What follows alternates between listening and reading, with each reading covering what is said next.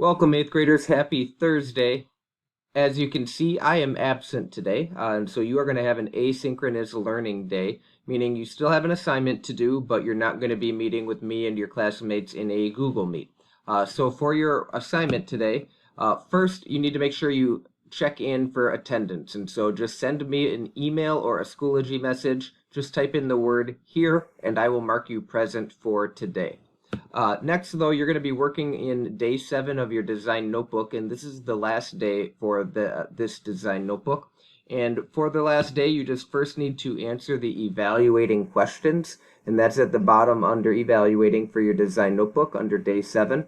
Remember to use complete sentences for that. Other than that, everything else for today you should have already completed if you've been doing your work each class. So that means double check that you have everything done in days 1 through 6. Most notably, look for these icons, the pencil icon and the camera icon, because that indicates you have to either type in an answer or copy and paste a screenshot into your design notebook. So when you see these icons, if you're missing anything from days 1 through 6, take the rest of class today to finish that up and make sure it's in there, because today's the last day you're going to have class time to work on this.